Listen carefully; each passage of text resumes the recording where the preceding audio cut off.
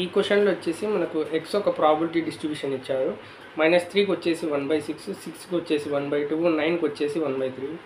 మనము expectation of X and expectation of 2x+1 అనేది calculate చేయాలి. సొల్యూషన్లోకి వస్తే ఫస్ట్ ఇచ్చిన డేటా సెట్ అనేది రాసుకుంటాము.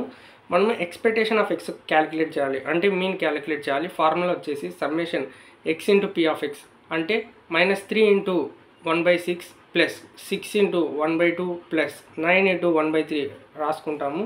ఇక్కడ 3 1 జా 3 2 జా, అప్పుడు -1/2 మిగులుతుంది.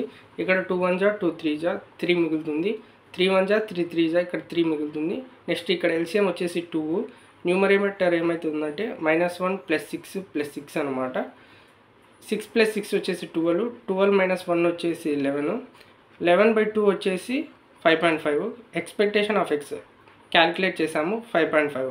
Next expectation of 2x+1 calculate చేయాలంటే మనకు ఒక ఫార్ములా తెలుసు.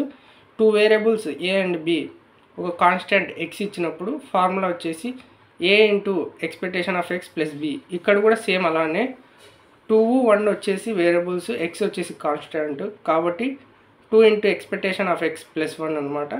Expectation of x already calculate చేసాము 5.5, కాబట్టి ఇక్కడ సబ్స్టిట్యూట్ చేస్తాము. 2 ఇంటూ 5.5 ప్లస్ 1, 2 ఇంటూ 5.5 వాల్యూ వచ్చేసి 11, 11 + 1 వచ్చేసి 12. మనం క్యాలిక్యులేట్ చేసాము. ఎక్స్పెక్టేషన్ ఆఫ్ x వచ్చేసి 5.5, ఎక్స్పెక్టేషన్ ఆఫ్ 2x+1 వచ్చేసి 12.